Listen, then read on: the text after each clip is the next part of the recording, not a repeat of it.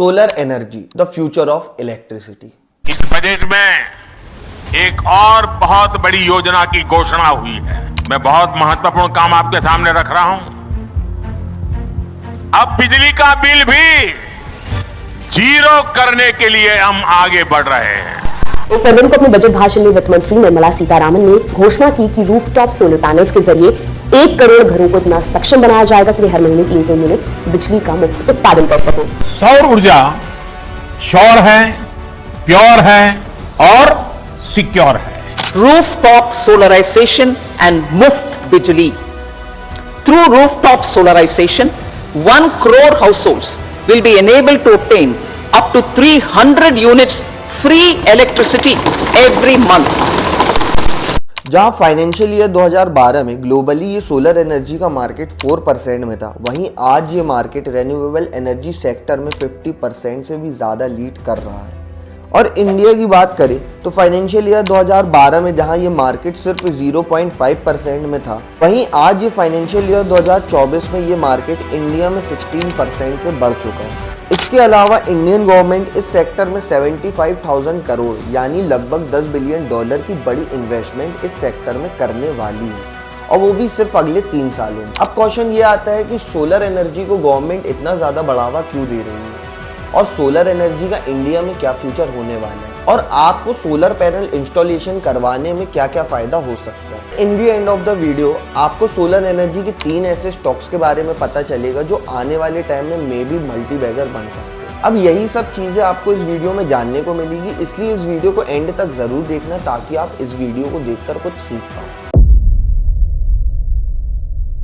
Hey everyone, तो आज का टॉपिक है सोलर एनर्जी।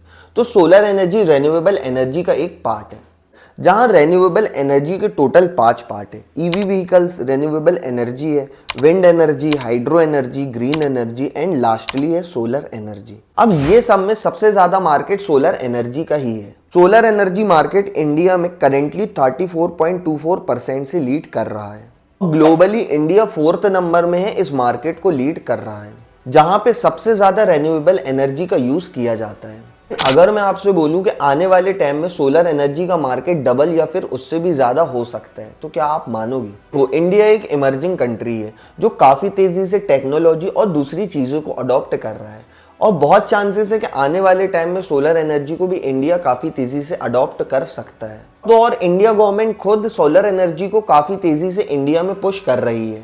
अब गवर्नमेंट इतनी तेजी से सोलर एनर्जी को क्यों पुश कर रही है? अब इसके पीछे भी एक रीजन है। इंडियन गवर्नमेंट का ये सोचना है कि वो अपने देश की इलेक्ट्रिसिटी बाहर देशों में भी एक्सपोर्ट करना चाहते हैं, जिससे एक अच्छी खासी इनकम जनरेट होगी।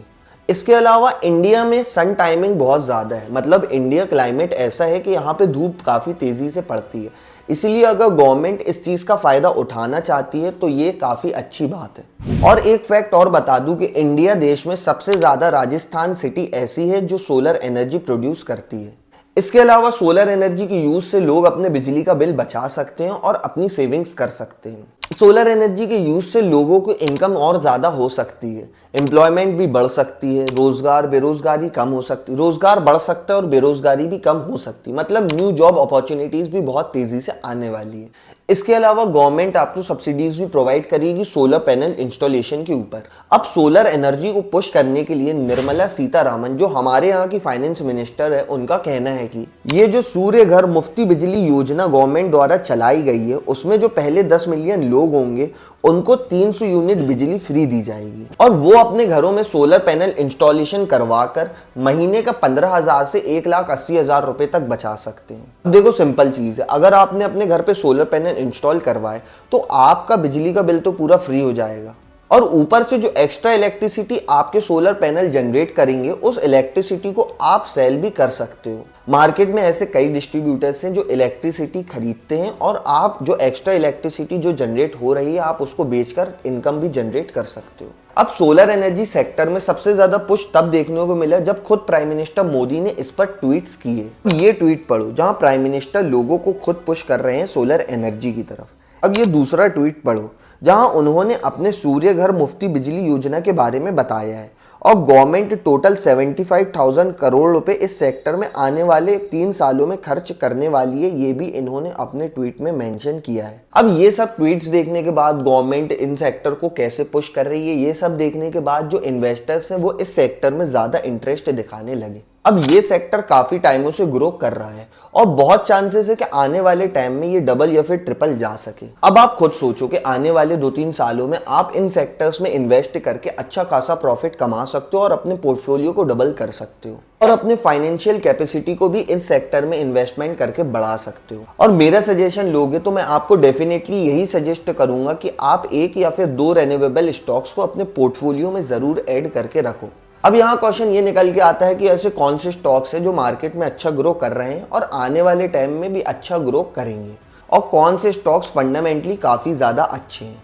तो अपनी खुद की रिसर्च करके ऐसे 3 स्टॉक्स मैं आपको बताने जा रहा हूँ जो फंडामेंटली काफ़ी ज़्यादा स्ट्रॉन्ग है और इन फ्यूचर भी काफ़ी अच्छा परफॉर्म कर सकते हैं रिन्यूएबल एनर्जी सेक्टर में।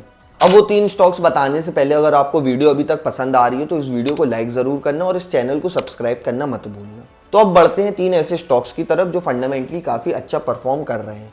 और ये सब स्टॉक्स जानने से पहले आप ये चीज़ जान लेना कि मैं कोई आपको सजेस्ट नहीं कर रहा हूँ लेने के लिए। आप अपनी खुद की पर्सनल रिसर्च करने के बाद ही इन सभी स्टॉक्स में अपनी इन्वेस्टमेंट करना।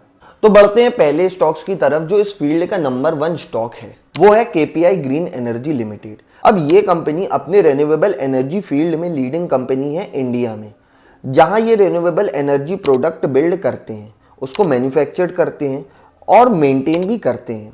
अब इनके 2 बिजनेस मॉडल हैं जहाँ पे ये खुद का सोलर प्लांट बना के उससे जो इलेक्ट्रिसिटी जनरेट होती है उसको बेचते हैं और अपना रेवेन्यू कमाते हैं।